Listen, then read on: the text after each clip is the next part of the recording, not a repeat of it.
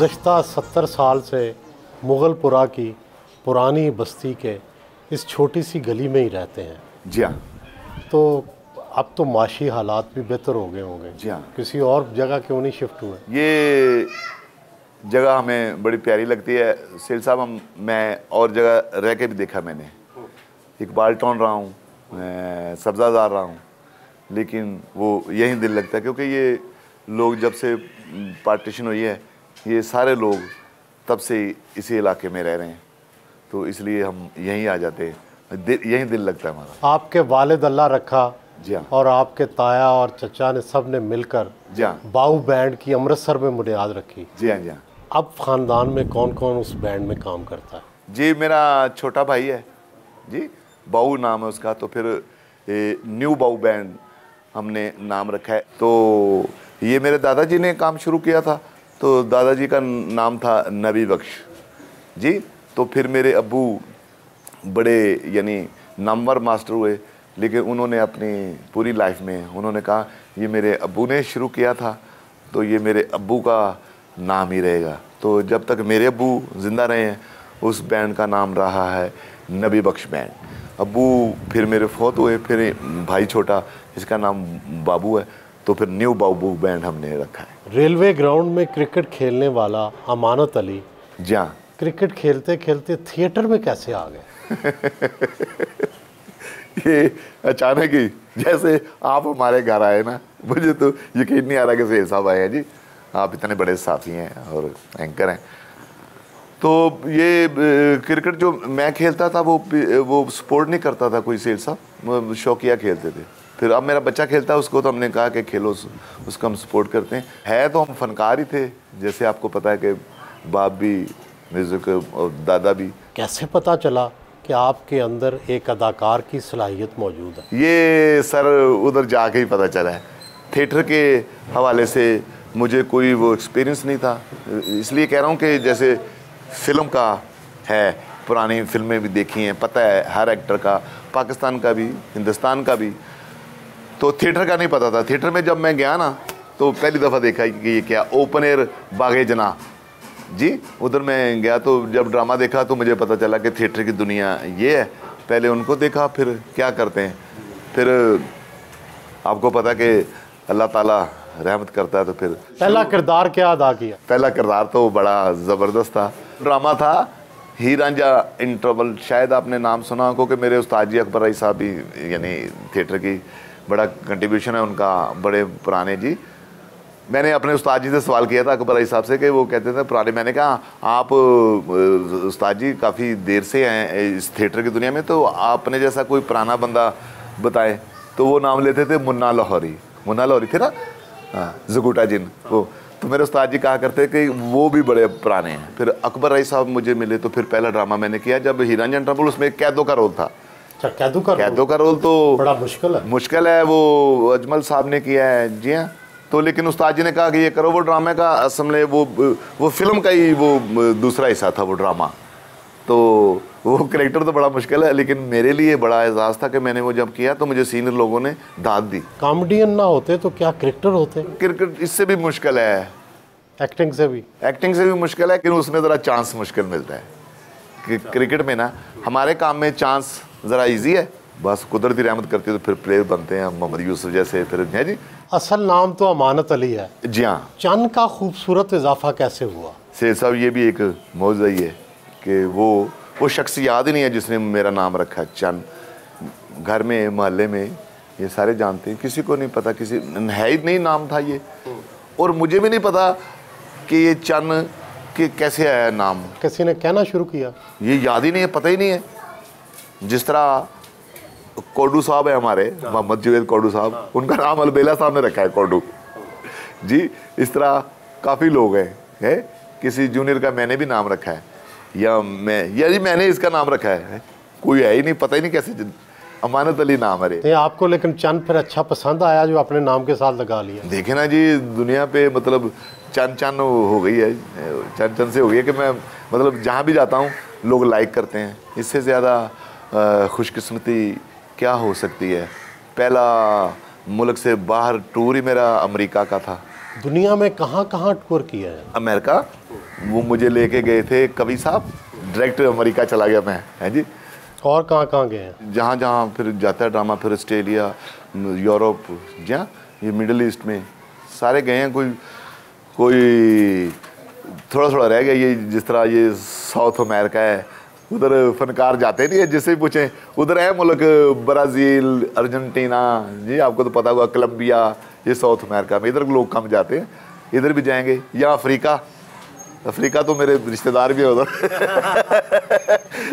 उधर सारे नहीं। आपको आपकी काली रंगत की वजह से लोग छेड़ते भी होंगे, काला काला भी कहते होंगे, आपको कैसा लगता है? हाँ, छेड़ते तो सारे ही, मेरे पे कॉमेडी ज़्यादा होती है, यानी कि सबने मेरे पे काम सीखा है ये यानी आसान पड़ता है ना, मैं किसी को कहता भी नहीं। आपको एक मिसाल देता हूँ कि आप खुश होंगे कि कौन, जुनैद सलीम को तो आप जानते हैं, जो हमारे एंकर हैं, है ना, कितने शरीफ आदमी हैं, यानी वो भी मुझे जुगत कर देते हैं। यानी जो मैंने कहा कि सबने मेरे पे काम सीखा, जुनैद सलीम साहब, ठीक है जी, वो भी मुझे जुगत कर देते, तो मैं अंदर से बड़ा हंसता हूँ कि ठीक है जी। वैसे तो इंसान, वैसे तो अल्लाह ताला ने, मैं कहता हूँ कि मेरे जैसा कोई भी नहीं है।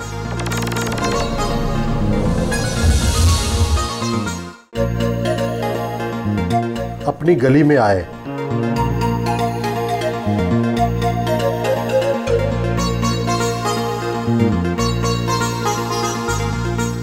आपके घर की ये जो तंग सी गली है, इसमें क्या सारे आपके खानदान के लोग रहते हैं? जी हाँ, अगर खानदान का कोई नहीं है तो वो भी खानदानी है, क्योंकि इकट्ठे, जिस तरह ये दरवाज़ा है, ये यानी उर्दू स्पीक हैं, ठीक है जी, तो हमारे इकट्ठे ही रह रहे हैं हम भी उर्दू बोलते हैं, वो भी पंजाबी बोलते हैं, बकाया ये सारा यानी खानदानी। ये गली जो है, ये आप समझे कि घर ही है, और इस गली में अभी तक कोई नहीं आया, ये सेल बड़ाई साहब ही आए हैं फर्स्ट टाइम गली के अंदर, बाहर से ही जी, आप फर्स्ट टाइम आएंगे। और आपके खानदान के कितने लोग हैं?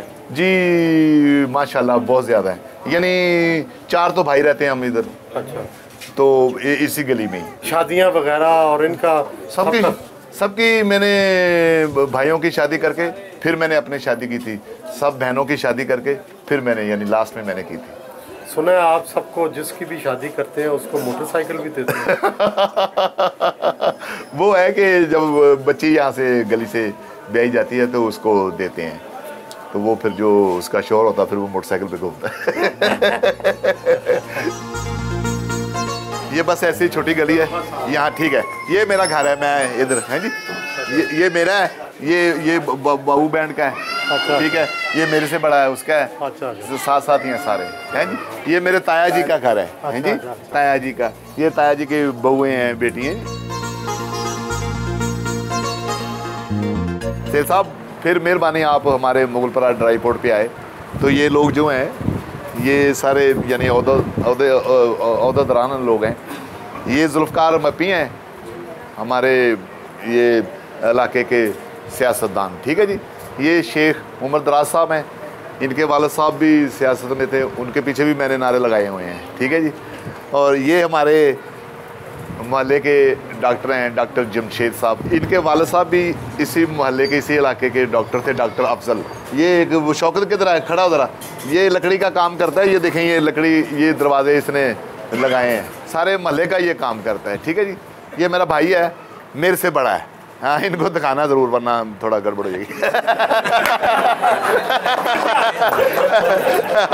ये है वे, इन्होंने वो बल्दियाती इलेक्शन लड़े हुए हैं चेयरमैन के, हार गए थे, आपकी दुआ में हार गए थे लेकिन लड़े हैं।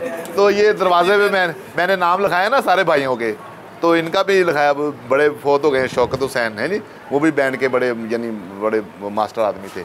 तो ये भी फिर मैंने यह नाम लिखाया ना, तो मैं चेयरमैन नहीं लिखाया, तो फिर उन्होंने बाद में लिखाया कि चेयरमैन लिखा हुआ है जी ये लिखा हुआ है। और कोई तारफ वाला रह तो नहीं गया फिर है, तो तेरा उधर है कोई गल है। ये हमारे दोस्त हैं सारे, आपके ऑनर में आए हैं ये सारे, हैं जी।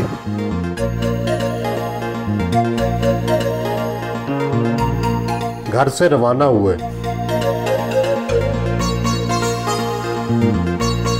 थिएटर में कितना मुआवजा मिलता है? पहली दफ़ा आपको कितना पैसे मिले कैदू का किरदार अदा करने में? जी उस करैक्टर का तो कोई पैसा नहीं मिला, पैसे काफ़ी देर बाद मिलने शुरू हुए थे।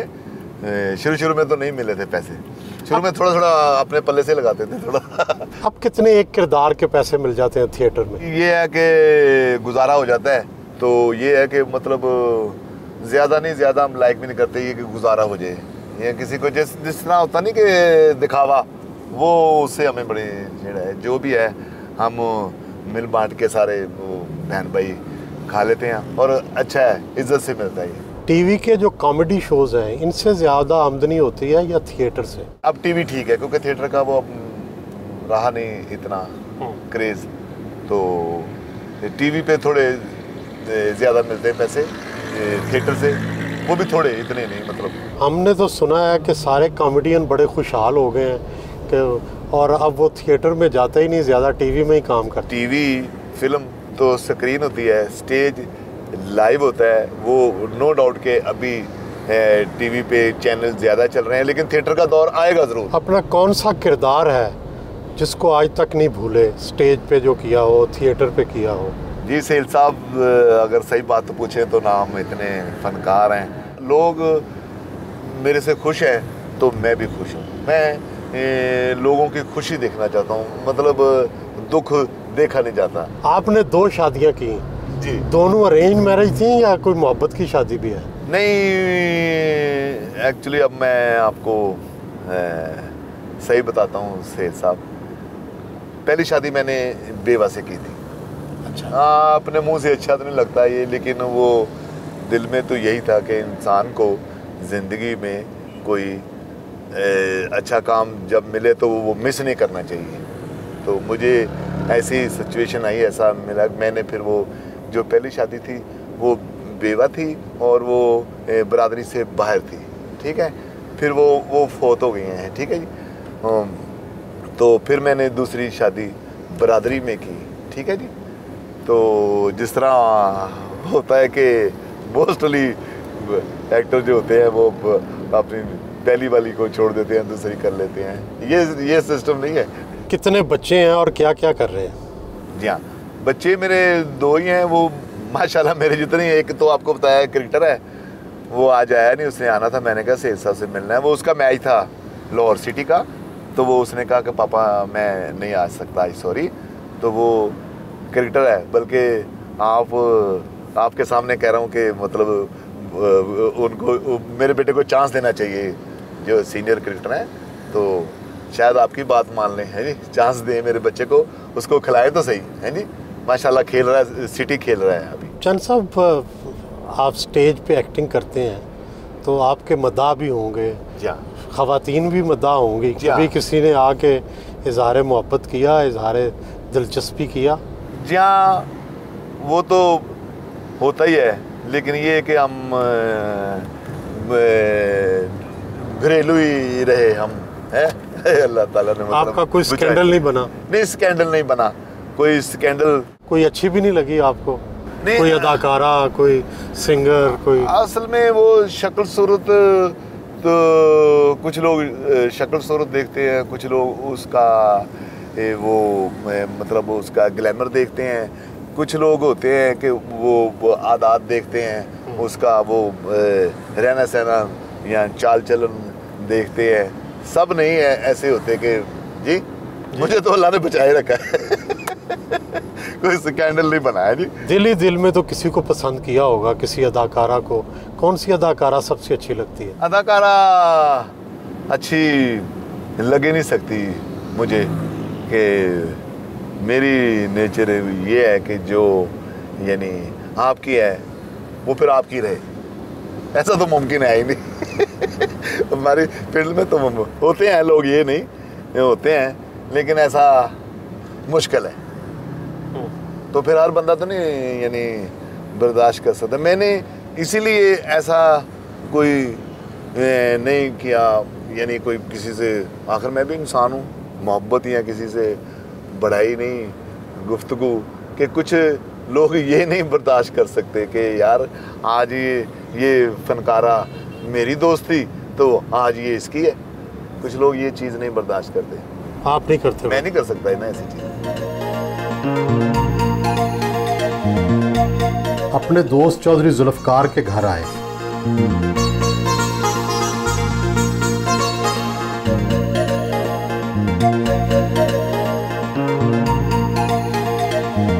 ज़ोहराने का एहतमाम किया गया था।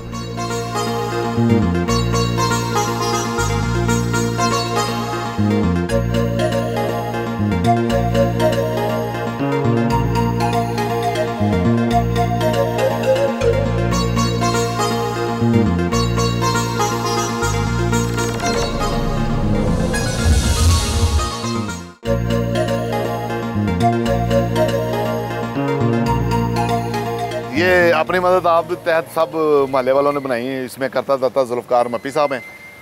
ये पार्क हम सब मोहल्ले वालों के लिए काम आती है। हम अपना कोई फंक्शन कर लेते हैं। और ये स्कूल जैसे मैट्रिक तक बताया कि बच्चियों का स्कूल है, बच्चियां इधर ही मैट्रिक करती हैं।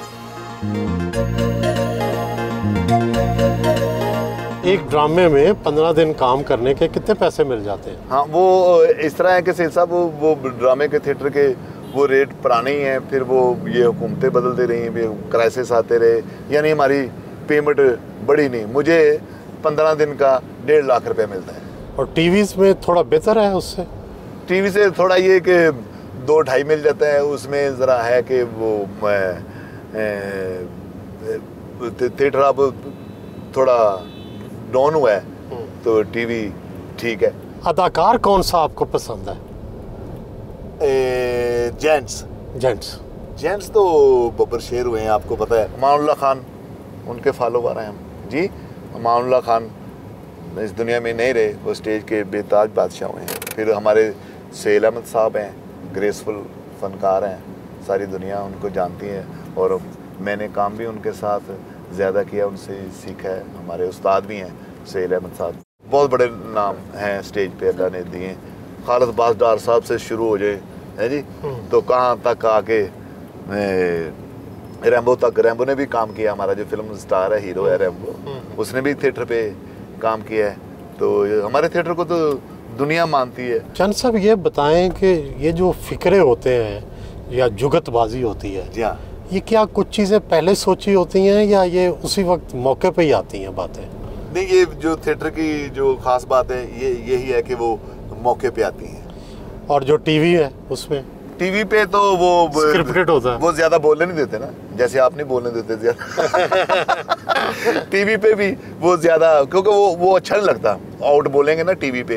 वो उन्होंने वो लिंक में सारा वो यानी वो बनाया होता है।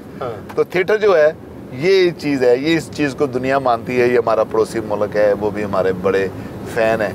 यानी एक आपको जोक सुनाता हूँ कि वो इफ्तिखार ठाकर है जी, वो हमारा बाप बना हुआ है और हम बच्चे हैं तीन है जी, मैं जफरी खान और नासिर चनोटी, ठीक है जी। तो वो तीनों ही आवारा से दिखाएं, तो हमारे पीछे ना पुलिस आ जाती है। तो पुलिस क्या कहती है कि इन बच्चों का ना 1-1 लाख रुपया दो तो हम छोड़ देते हैं है जी।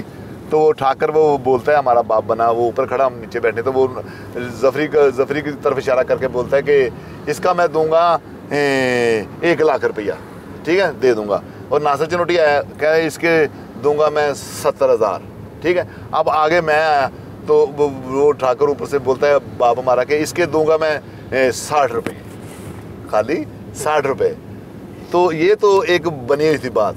अब नासिर चनोटी अचानक मुझसे पूछता है कि लाला तेरे सिर्फ 60 रुपये?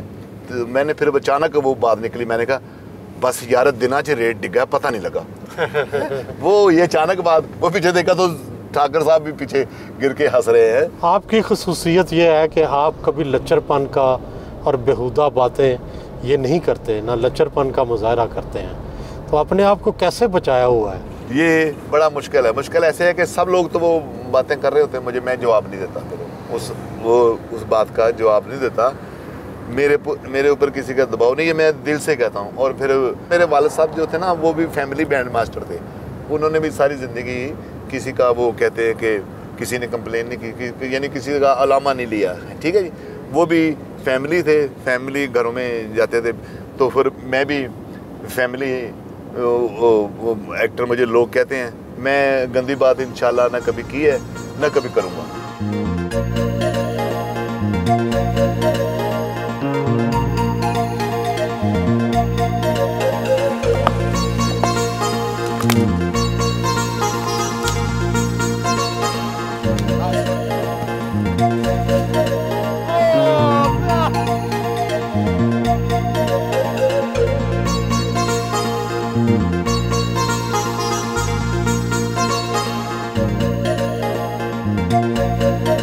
अपने दोस्त शेख उमर दराज के दफ्तर आए।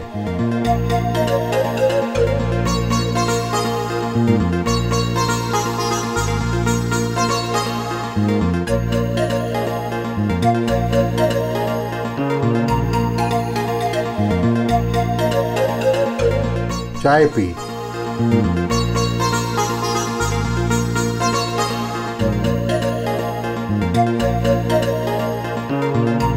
ग्रुप फोटो बनवाया। घर वापस आए। शाम के वक्त दोस्तों की महफिल में मौसीकी का एहतमाम किया गया। ये अब शेर साहब हमने एकेडमी भी एक बनाई है, वो एकेडमी म्यूज़िक के वाले से, उसका ये मकसद के पुराने दोस्त सारे हम बैठ जाते हैं रात को, फिर सुनाते हैं। जी भट्ट साहब, ये शायद भट्ट साहब हैं, सुनाएंगे आपको।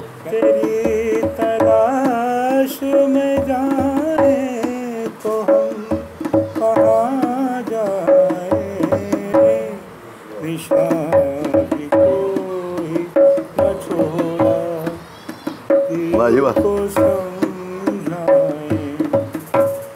साढ़ा हार गया दिल बाजी जित लई प्यार ने, ओ प्यार ने, जदों लड़ गई अख होए दुनिया तो अख, जदों लड़ गई अख।